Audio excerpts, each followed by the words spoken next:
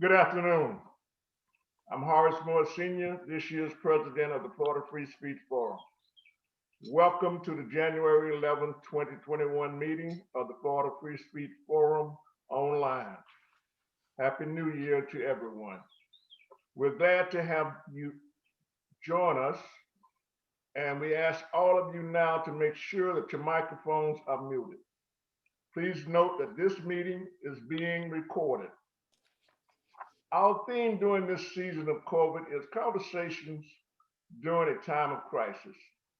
We are happy to be able to reach you safely through Zoom, and we look forward to sharing interesting topics over the next 4 months. There are many important issues we will talk about together. For more information about the forum, you should visit our website at floridafreespeechforum.org. If you received an email invitation to this meeting, you are either a member or interested associate. Thank you. You will receive email invitations prior to every meeting, which will continue to be held at noon every second Monday of the month through May 2021. Please share this information with anyone you think may be interested in joining us.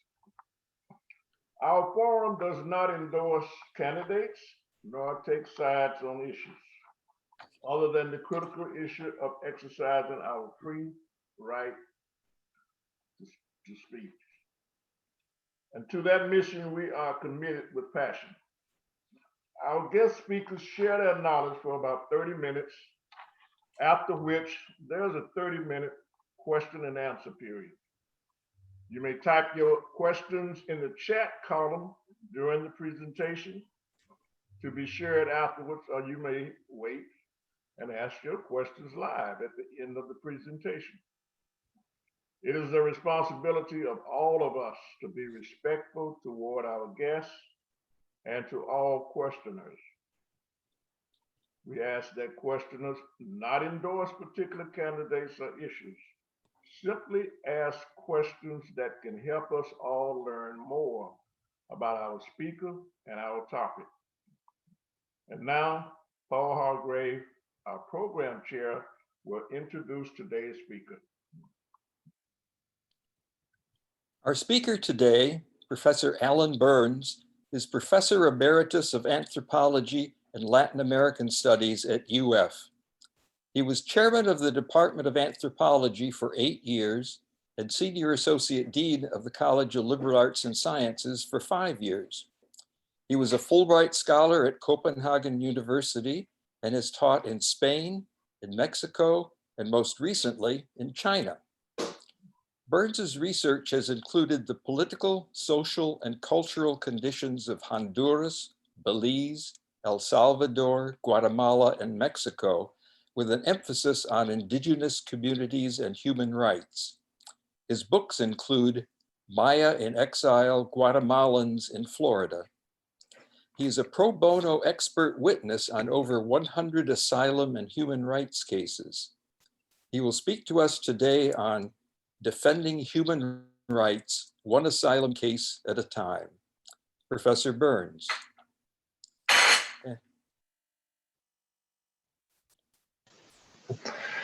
Okay, thank you very much. Can you hear me? Yes. Yes. Can you see me? Yes.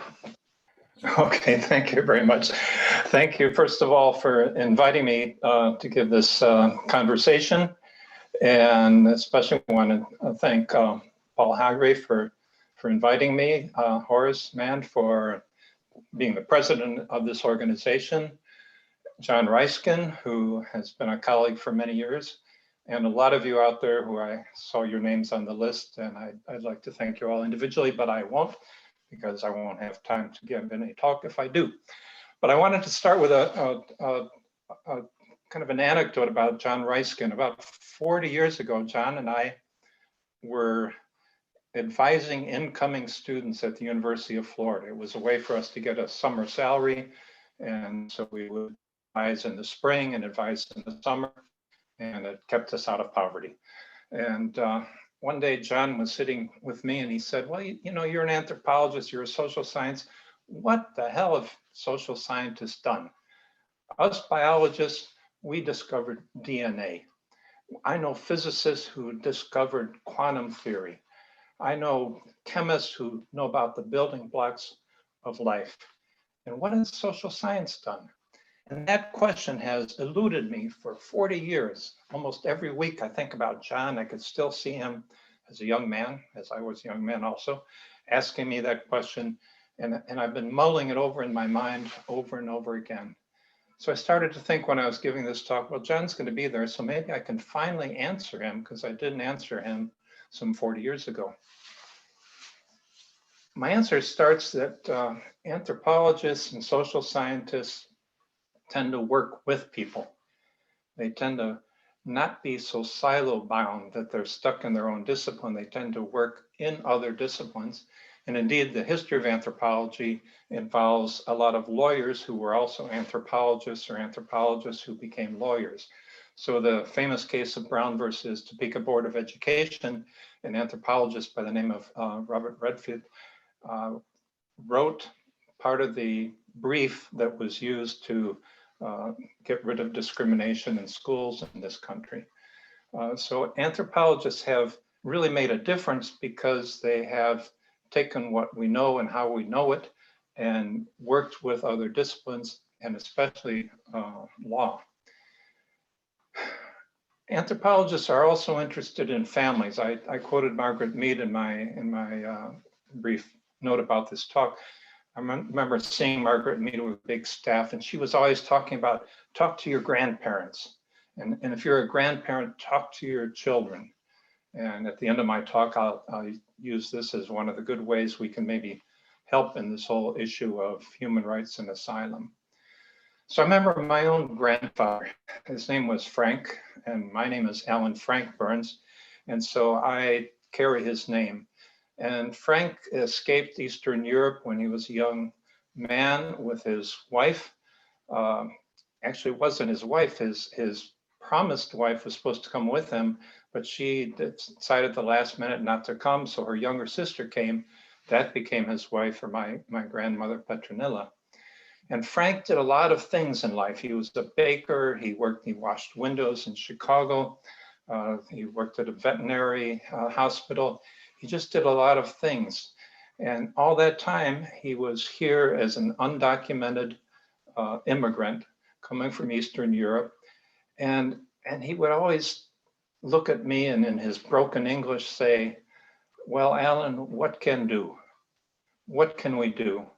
So I think that's the second idea I want to present in this talk today is what can we do about all this? How can we use whatever skills we have, whatever interests we have to help in the issues of immigration and human rights around the world? So that means we don't have to become lawyers, we don't have to become human rights defenders, but there are things we can do. So I decided to give this talk a kind of a interactive perspective. So I have 5 questions, and I'm going to go through those 5 questions in the next about 25 minutes. And I'll put the first question on the screen so you could see it. Pardon me for looking down, but I have to look down to do this.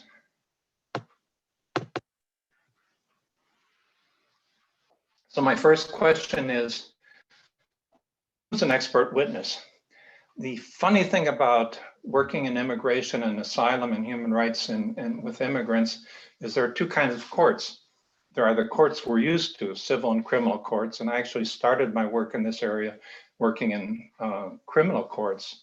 There was a person who was accused of murder, and I was flown out to Oakland, California to interview him and give my perspective on his language abilities. He was a Maya speaker from Guatemala. And the first thing the lawyer, the public defender, said to me, he said, "You don't mind interviewing somebody in chains?" And I said to myself, I didn't remember learning that in graduate school, that working in this area, you have to interview people in chains. But I interviewed him. The case went forward. Unfortunately, he was convicted because he was only the one person in this group of people who were accused of being gang members that didn't escape. The other ones escaped back to Central America. But I thought about that. I said, you know, when you work in human rights, not everybody's a saint. Sometimes they're they're bad people, and do bad people have human rights as well, or legal rights? So that's one kind of court. The other kind of court that I work much more often in fact, 99% of the time, is an immigration court.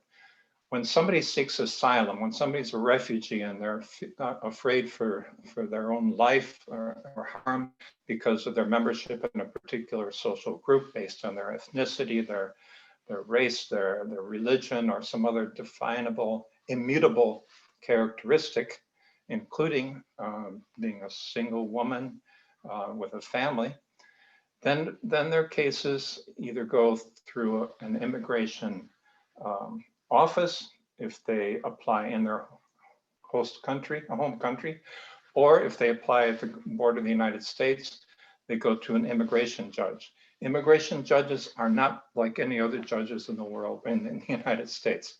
Immigration judges are appointed by the Department of Justice. They are appointed to one of 65 immigration courts. There's about 600 immigration judges in the world, in the United States right now. And they don't have to have any background in international law, in human rights law, in immigration law. And in the past, a lot of these people were appointed because they worked in human rights in general, or in immigration in general. But more recently, people are just appointed willy-nilly because so many people are being burned out who work in this area. So there's two things about immigration court I want you to think about. One, it's not like any other court. Nobody has a right to a lawyer in immigration court. Rules of evidence don't apply. Nobody's considered innocent until they're proven guilty. The burden of proof is always on the defendant in immigration court. And secondly, immigration court is subject to the whims of the Department of Justice. And sometimes the Department of Justice is very useful. Several years ago, I was in an immigration hearing, and there was two translators translating into a Maya language. I wondered about the translation because legal parlance is very difficult to even translate in English. And so I told the public defender I was working with, we ought to check these translations that are being done. They sent those translations to the Department of Justice, and this was about 10 years ago. And the Department of Justice sent them to other experts in California and found out that the translators weren't translating well. Even translators are not subject to the same expectations that they are in other courts. Another time I was in Miami at a deportation hearing, and I noticed that the judge didn't ask for everything to be translated. He only every once in a while would say, okay, please translate this for the applicants for asylum. And when we took a break, the applicants for asylum, the woman and her 3 children asked me, well, what was he talking about? Because they would only translate choppy little parts of the interaction, which led her to be completely confused. And so again, the point is that immigration court has different rules than other court. And not much we can do about that unless we can really argue to change that court system, which people I work with are certainly doing. But I wanted to give that idea. So when you go to immigration court, it's not anything like a civil court or a criminal court that some of you in law, like Doris Hargrave, might be used to. So I'm going to put myself back on the screen here. So who's an expert witness? Well, in civil or criminal courts, there are scientific expert witnesses that have scientific rules of evidence. In immigration court, an expert witness might be a scientist if there is something very particular to the person that they're working with, the applicant that they're working with. For example, they suffered PTSD or they have psychological problems. And so sometimes I work with psychologists and forensic scientists who are giving precise scientific information about a client or the circumstances that led the client here. So a doctor might observe the bruises or harm that's been done to somebody. I, on the other hand, am considered an expert in country conditions. As an expert in country conditions, I don't really give evidence. I give my opinion. This is odd for a scholar because I'm used to writing articles and teaching and not telling students, this is my opinion that this exists or this doesn't exist. But in immigration court, I don't present evidence, rather I give my professional opinion. Now, the professional opinion that I give is not just about the particular individual who might be applying for asylum or even a family, but about the country as a whole. I learned something from Paul Dowdy a long time ago. He said, you know, when you're talking to people, talking to students, whatever, it's good to use an anthropological idea called the comparative method, which means contrast what you're talking about with what happens in the United States. So what I found in being an expert witness, the country conditions are not the same as in the United States. It sounds obvious. I'll give you a quick example. In El Salvador, there's an estimate of 60,000 to 150,000 gang members. I've said that oftentimes in testifying in court, and yet it's hard to put your brain around what that means. So I always think about what Paul Dowdy said. He's, well, compared to that to the United States, El Salvador has about 6 million people. So 150,000 gang members, 100,000 gang members are about 2 or 3%. So 2 or 3% of the United States is around 9 million people. So when I talk to immigration judges in the courts, I say the equivalent of the gangs in El Salvador would be in the United States if there were 9 million gang members. And so that gives a better maybe context to the country conditions, and it uses what Paul Dowdy talks about and what Margaret Mead talks about is you have to think about the people you're talking to and where they're coming from and what knowledge they have. Let me go back to another thing about being an expert witness in the courts. Often those judges have absolutely no knowledge about the world. I was on a case 3 weeks ago in which the lawyer I was working with said, Allan, you need to tell this judge who just started working a week ago why we talk about country conditions. So instead of describing the country conditions of Mexico, where this case was based, I had to talk about why it's important to know about country conditions rather than the individual experiences of a person. That's because a lot of individual experiences are so personal, people describing them can only describe horrific events that they experienced, and they find it difficult to talk about some wider historic or contextual information. And so there's a difference between the individual's perception of what happened to them, whether they were raped, whether somebody was killed in their family, whether they were extorted and had their house burned down, and wider societal issues that lead to that and it could cause them great risk should they be returned to the country. Let me put up my next slide. Sorry to look down, but I have to look down to my computer.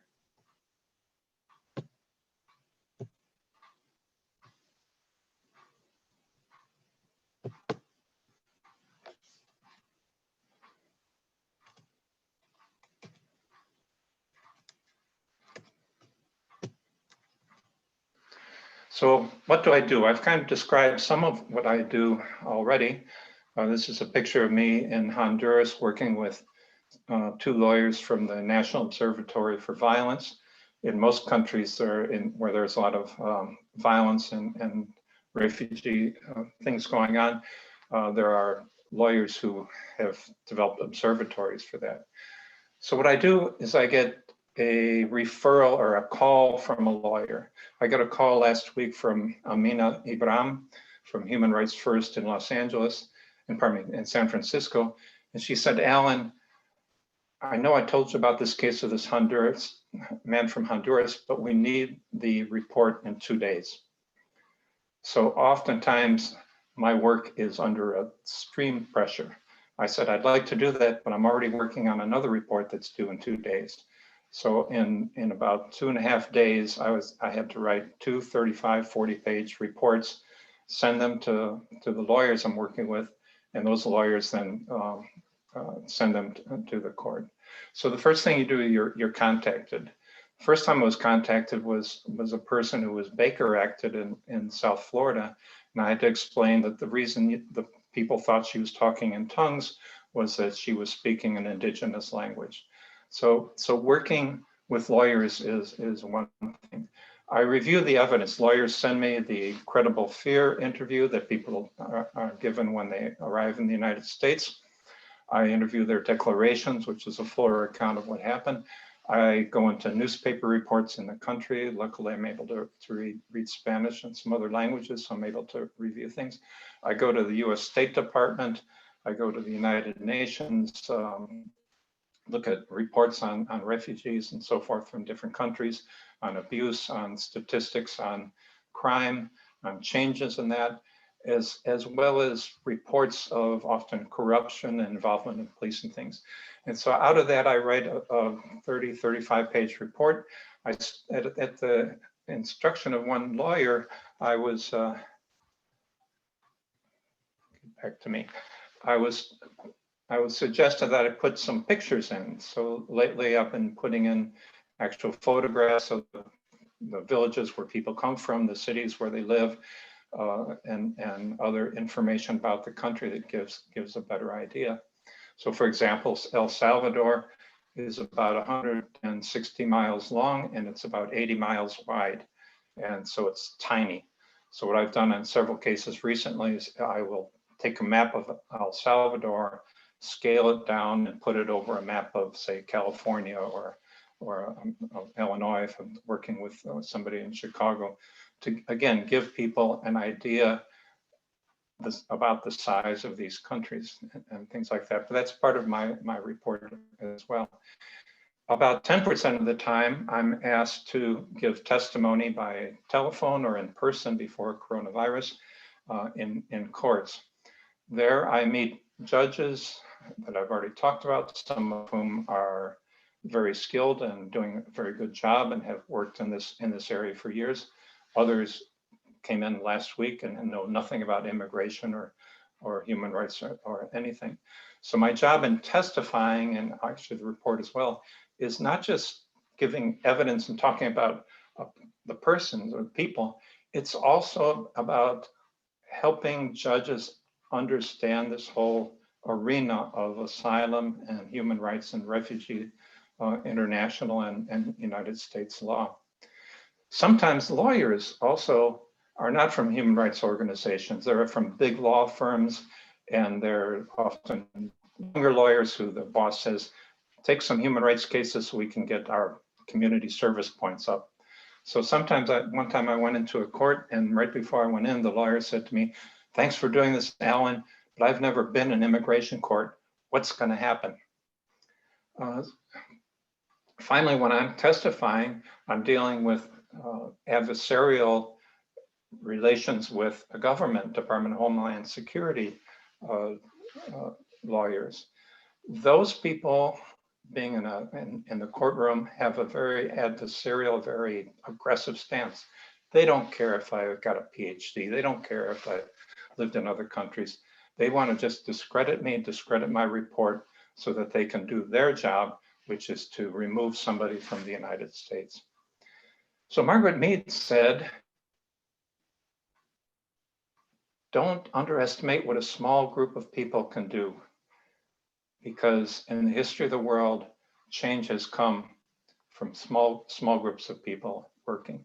So that quote stays with me, because I think working in immigration, working in human rights is not just working with clients who come from other countries who suffered horrific violence and who've wrenched themselves out from their home countries and trekked across who knows where to get to the United States.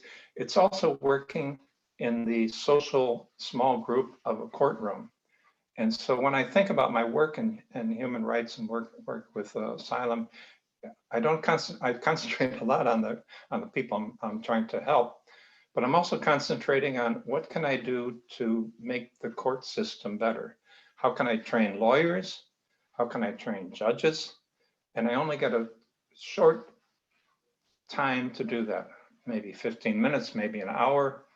And so when I think about what this means to do this work, it means not just concentrating on the victims, but concentrating on the structure of human rights in the United States. So I'm going to put up another shared screen.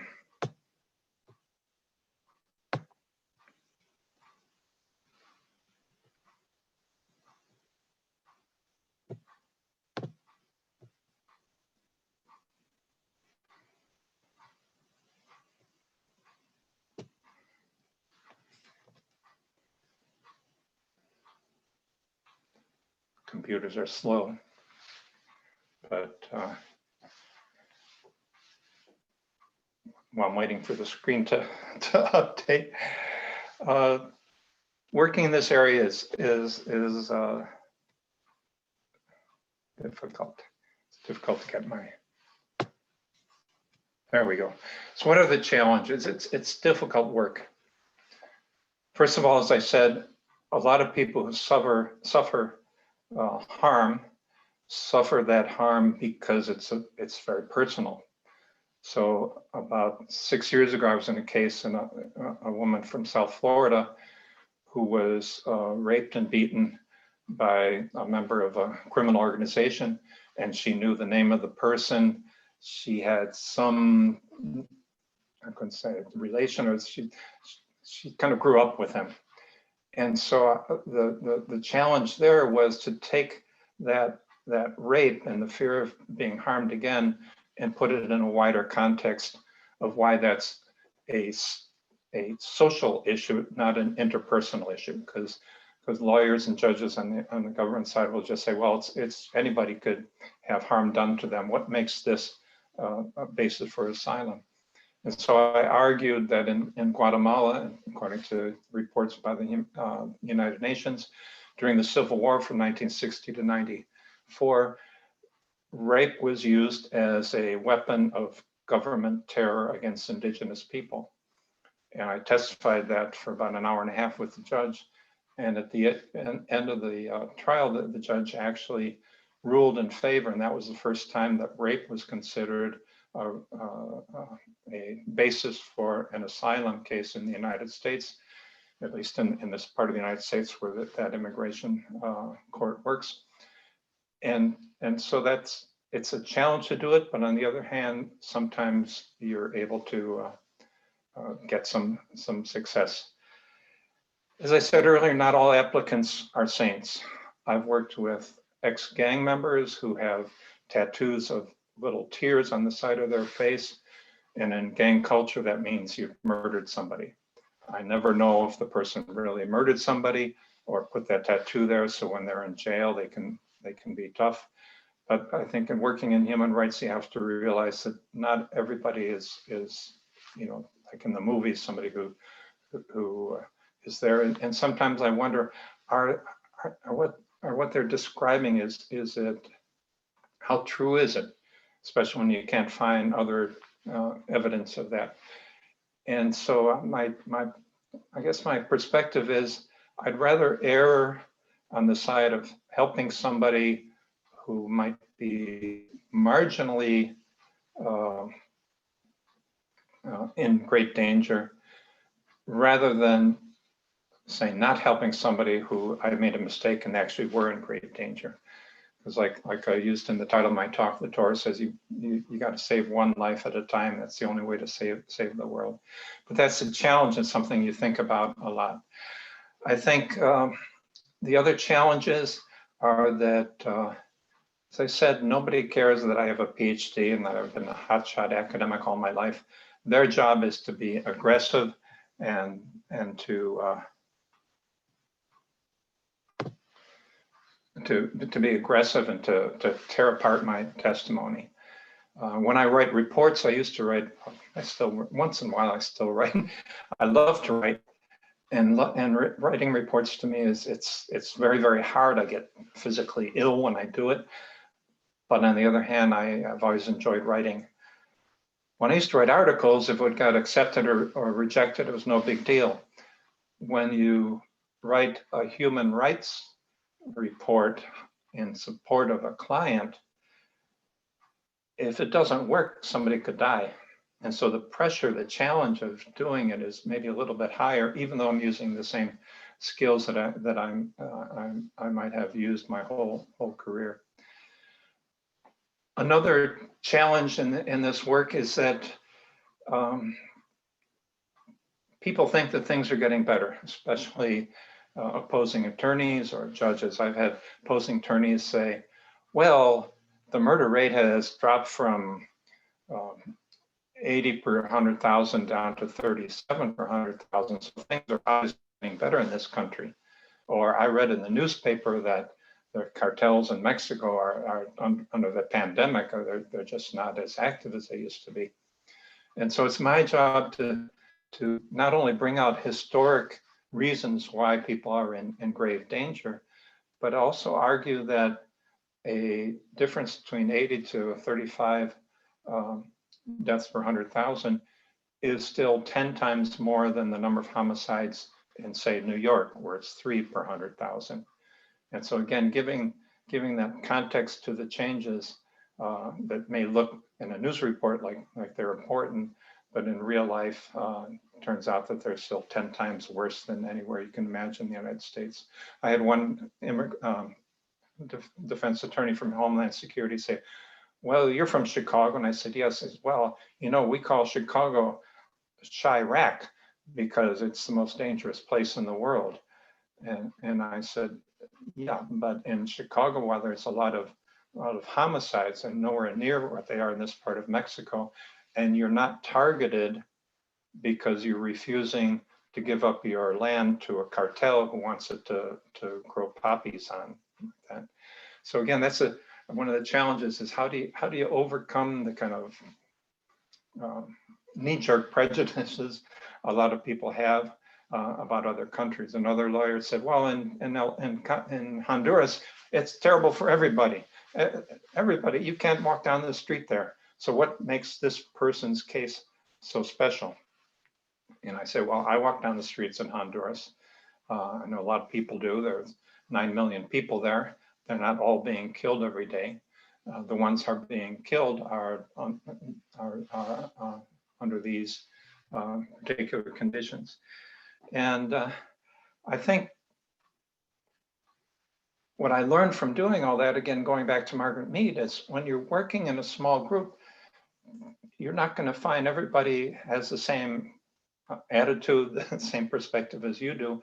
And it's important to use your social skills to change that small group and realize that even those lawyers that come after me, they're doing their job.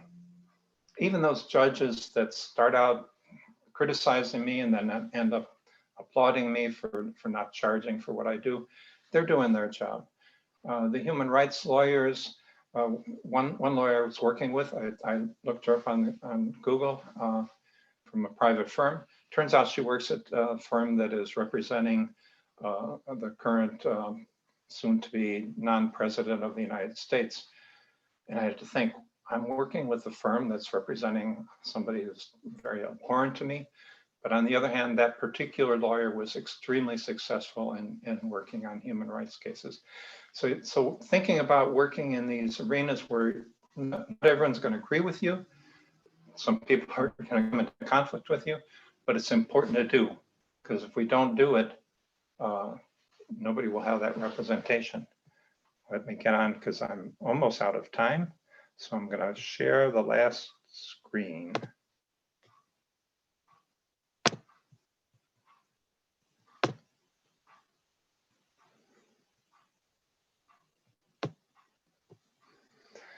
Am I in danger?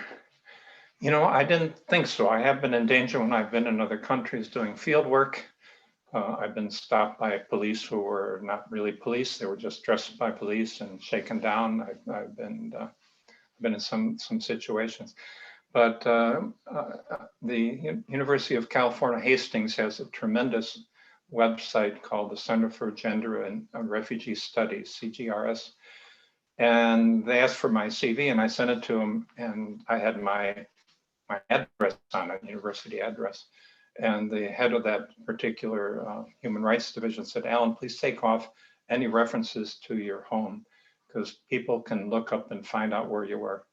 So while I haven't faced any particular journey because danger because of testimony, I think somehow it's there, right?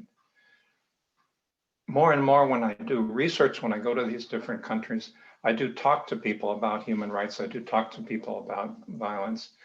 And sometimes you don't know who you're talking to, whether somebody is allied with something or not. I think my biggest fear would be working with cartels in Mexico, which I seldom do, but sometimes there's somebody else to do it and I just do it. And I always wonder about those cartels who are billion and billion-dollar enterprises and are very savvy with the internet, whether that could provide danger. I'm trying to get to the end of my slides.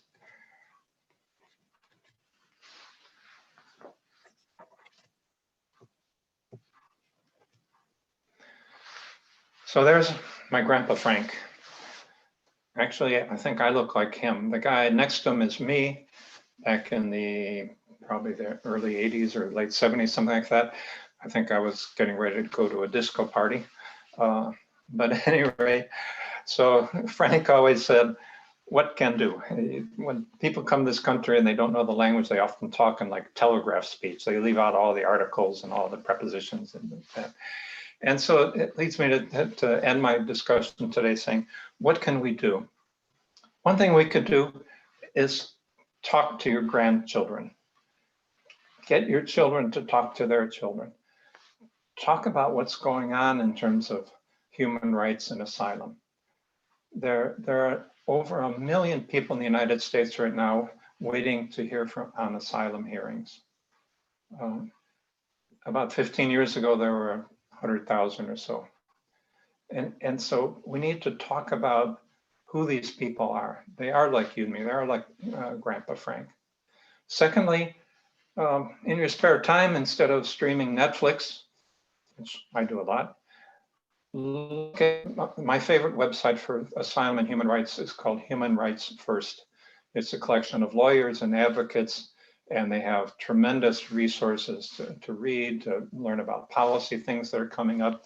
Every once in a while, I'll write to my congressman based on what they're keeping aware of.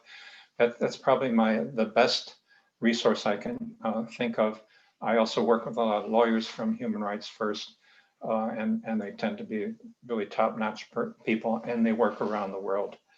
They have offices in many countries and many parts of the United States. Go to local businesses. Go to the Aurora grocery store and buy some good tortillas or some cheese or something like that. Because by working with people from other countries, by shopping in their stores, we're lessening the distance between them and us. It used to be actually a Russian store, but I think it went out of business here. But when you get a chance, patronize places where immigrants might be working, because we don't know immigrants are refugees or non-refugees.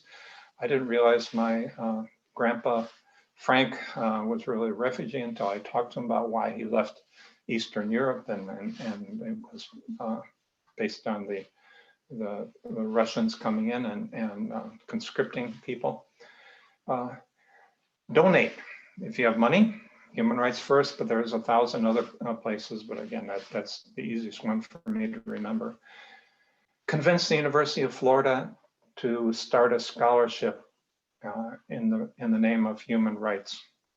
I did that with my professional organization, and now we have a Human Rights Defenders Scholarship. So we can do that.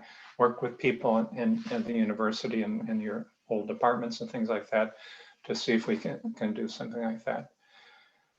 Go out to the countryside, talk to people. Like I said, I talk to lawyers and advocates for the government, because we can't just keep them as a distance. We have to work with them and talk with them. So anytime you get a chance, if somebody asks you to something, start talking about human rights, not as a bludgeon to hit them over the head or to break into their house with a stick or something like that, but as a way to kind of lower the rhetoric around this and get people thinking in general. So as I said, as Margaret Mead said, how do we change things?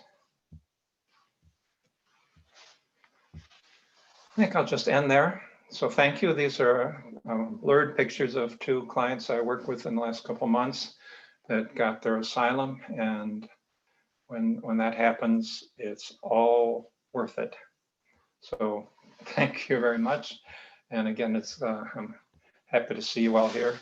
And I think I'll be ready for questions. Okay, if everybody would leave themselves muted until they are called, that will keep the feedback from getting overwhelmed. And I will probably just raise your hands. The way you raise your hand is to go either to participants, or there's several ways of raising your hand electronically. If not, you can wave your hand physically and I will call on you. I see several hands waving. Jean, you'll have to unmute yourself. Thank you, John. Thank you, Alan. Lovely to see you. Good talk. Thank you. I've always been amazed when I have the TV on and there's someone crossing the border and they're speaking an indigenous tongue. And I think, oh my God, they were here long before the Spaniards, long before the Germans, long before your ancestors, Alan. Can we not use this angle that these are really indigenous people that settled in North and South America before the Europeans landed? And should they not have some special rights to live wherever they want on the continents that they had? Is there any thought in this direction? Okay, Sorry about that's that. a great question. Oh, can you hear me okay now? Yeah, it would just, Okay. It's Monday, my phones are crazy. Thank you, Jean. And a good question. And indeed, you know, asylum law came out of the Holocaust in 1951 with the Geneva Accords, because a whole group of people were considered at risk because of their government. The United States never signed the Geneva Accords, but we do agree with them. But nowadays, it's not the government that's causing the great problems. It's, as Paul Dowdy said, when ISIS came about, it's NGOs, non-governmental organizations. And so indigenous people historically certainly were oppressed and suffered greatly because of government action. But now, because they're indigenous, because they sometimes monolingual or very limited English ability, they are targeted by drug cartels who kidnap them to have them walk across the border. I had a case of a young man from Mexico who was indigenous, and he had his foot cut off by the cartel because he refused to walk across the border. It was a tough case because the Department of Justice in the United States said that merely being at risk because of a drug cartel isn't reason for asylum because it's not a government. So while you're right, and it's it's a little bit easier when people are overtly indigenous to win a case, but because of the particular ability of the Department of Justice to give policy changes to asylum law, it's not that easy. Secondly, a lot of indigenous people refuse to say they're indigenous. They they know that if they're indigenous in their home country, they're discriminated against, they don't get a job. You know, my own name is Burns. It used to be Bornicus. My grandpa Frank was Dalidonis. But in Chicago in the 1940s, my dad said, oh, I got to change my name or I won't get a good job. And so people have to blend in. And so a lot of the clients I work with may be indigenous, but they're not going to admit it because in their home countries, admitting you're indigenous is like opening yourself up for tremendous prejudice, discrimination, and even harm. Okay, we'll have Shirley and then Jay. Demoted me, man. Hi, what a wonderful presentation. Thank you very much, Alan. I Thank wonder you, Charlotte. what experience you have with the ICE police, the prisoners we have supposedly in our jails because they're undocumented immigrants. Are you connected or have experience with that at all? No, but I will say one thing. Back in the 80s and 90s, I worked a lot in South Florida with immigrant communities. And I used to ride around with the police, and the police liked the immigrant communities because they were such good citizens. They didn't cause trouble and they reported crimes. Now, immigrant communities are afraid to talk to police, afraid to report crimes. Intimate personal violence is up because the police force have become enmeshed with ICE. But as far as firsthand experience with ICE, they don't come to the immigration court. Their job is done. They grab the people, they put them in detention. I worked a lot with people in Tijuana, Mexico by telephone because ICE throws them back across the border to live there. But as far as actual interaction with them, no. Good question. Okay, Jay and then Barbara. Alan, it's good to see you again. Last time I saw you was in the Salty Dog. Don't give away my secrets. So mine too. Questions. One is that are you especially adept at languages that would allow you to pick up Mayan and Caraib and Arawak and goodness knows Canaro and God knows what else? What's the secret there? Oh, there's no secret. I'm actually basically stubborn. I'm not. I know a lot of people who kind of quickly pick up languages. But I'm one who, once I start, I'll learn, what I can. So I am fluent in Spanish. I speak it every day.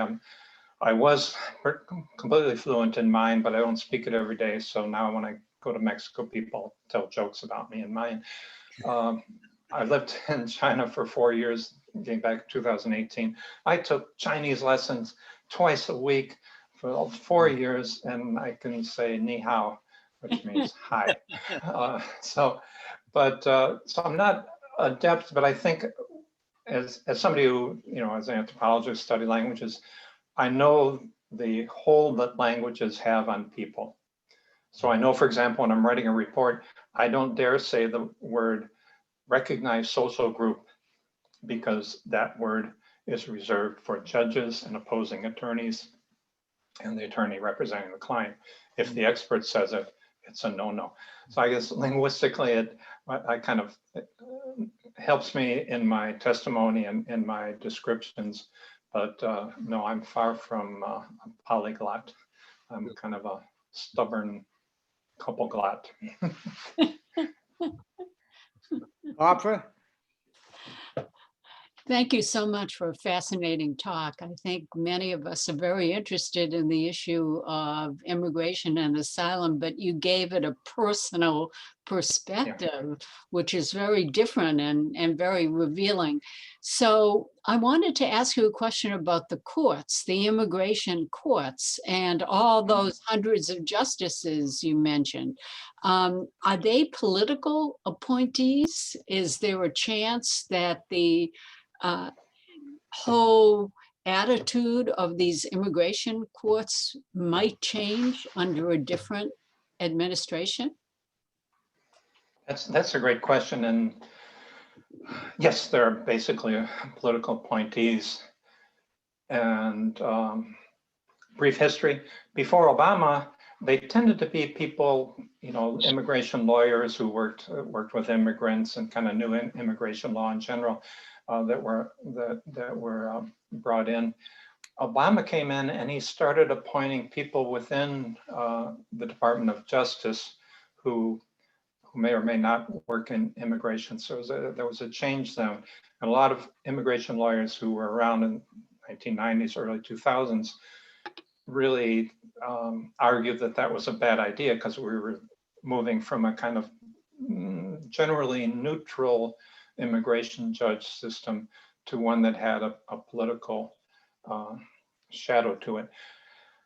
When the president, who soon will be gone in a few days, came in, and his Attorney General Sessions and Barr, that became extremely politicized, like a lot of things in the government.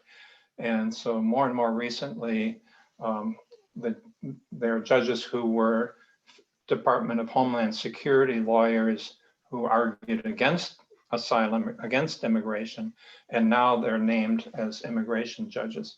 So in California, immigration judges, I love working in California because I get about 50% of the cases that judges out there in Los Angeles and San Francisco and so forth here get asylum based on their claims. And the ones I've worked with, it's been like 80%. So those are good. Chicago, 99% of the cases are rejected. I've only had one case accepted in Chicago. Syracuse University actually has a website where they give you the data on how many cases are accepted and rejected. In general, if you don't have a lawyer, those 1 million people waiting in asylum, if you don't have a lawyer or you have some bad lawyer that's trying to gain money from you, your chances of asylum are maybe less than 5%. If you have a lawyer, it goes up somewhere around 40 or 50%. If you have an expert witness, it goes up a little bit higher. So it's a complicated system. And I think a lot of immigration lawyers have quit. There used to be a turnover of 20 or 30 judges a year. Now it's up to about 100 judges a year who are just saying they can't take it. So Department of Justice, for example, under Barr said lawyers have to hear a case every 5 minutes, and they're evaluated on that. But strangely enough, the last couple months, the case I've testified on have gone on for 3 or 4 hours. So de facto judges, the good immigration judges, are just saying, I don't care. I'm going to take the time to adjudicate this. Good question. Okay, Abe, unmute yourself. Yeah. Okay, that watchword of 2020 and now 2021, unmute yourself. Allan, thank you. Thank you for your work and for your talk. I'm wondering if the Biden administration and we as citizens, as well as others, could, I mean, in terms of trying to influence the administration, are there broader policies that that the Biden administration could implement to try to reduce the flow of refugees, to try to reduce the dislodgement and persecution of so many folks in Central America and elsewhere? Yeah, thanks for that. We're thinking about that a lot. When I first started, actually the first cases I worked with were from people from Guatemala, and there was actually 3 people given asylum out of the hundreds of thousands who applied. And I remember reading back in the 80s, there were like 3 million refugees. Now there's, I don't have an exact figure, maybe 30 million. So things have certainly changed. I think it's obvious one thing we can do is see about how we can help these countries. If we spend 5% of what is spent on some wall down in Texas on Belize or Honduras or Mexico or something, in terms of helping things get off the ground, we would reduce the number. So I think figuring out, and Biden has to figure out to have not just Central America where I work, but a policy that is not to crush countries and to isolate them, but somehow integrate them into regional markets and so forth. That's one thing we could do. More judges, and again, Human Rights First is a place to look, but they're advocating very, very strongly, and I write letters to Congress about changing the system, maybe making immigration courts part of the judicial system, not part of the Department of Justice. That would go a long way in improving, and many more people would apply to be judges who actually have knowledge of that. But again, a lot of these things are at the policy level, and unless you can get in and get to your Congress people and advocate that, it's hard for an individual here. And you know, somebody just said that I gave a personal account. I think we have to work on this at a personal level as well. We know police in Gainesville talk to police about immigration in general. If we know lawyers offer to come to their legal firm and give a short description of immigration, some of the things that they might confront. So I think also working here at the local level for me has been more successful. I've never had national, I guess a few cases I've won are now precedent, but I haven't been able to change the U.S. politics since I was a young kid demonstrating to end the war. One more question from Don Fields. Unmute yourself. I need a t-shirt that says mute yourself. That's right. Just clicked on my icon and it would unmute me. Now I have to get a drop down. I don't know what changed. But this question is kind of universal, about universality and globally, and that is what areas of the world are available for asylum. I mean, you know, large swaths of Africa can use it, you know, not only, you know, South America and so on, and Southeast Asia. I mean, it's global. And so the question is, how do we change the world? And you're saying one step at a time, basically, but you have to push some of the steps through international law or something. Anyway, your comments, please. Sorry. Yeah, I mean, because I work in Mexico and Central America, I talk a lot about that, but I'm asked to help on cases a lot from Syria. I think it was about 7 years ago, we took in about 250,000 refugees from Syria. Then it went down 2 years ago to about 2,000 refugees from Syria.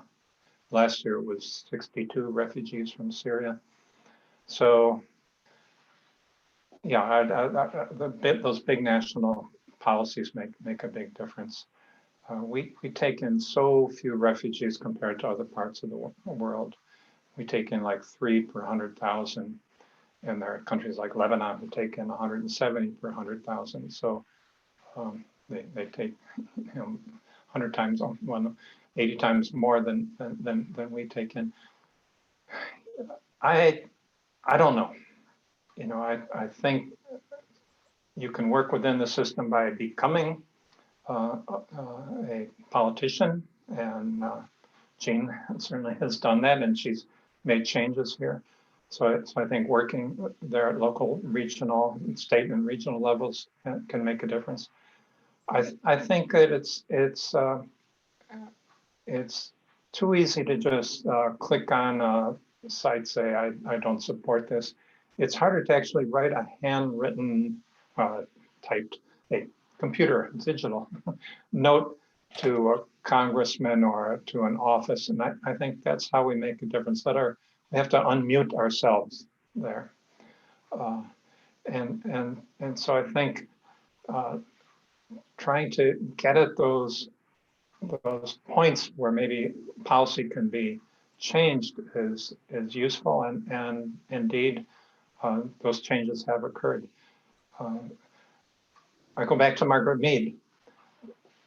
Talk to your grandkids, talk to your kids about all this, because the more people that are unmuting themselves, the more that politicians may listen a little bit. There's immigration lawyers all over Gainesville and in this part of Florida. You know, talk to them, say, what can we do? And so I do think the individual level is very important, and the small group level is important, but that connects all the way up to the world levels, if you have it. Like that old saying, it's turtles all the way up.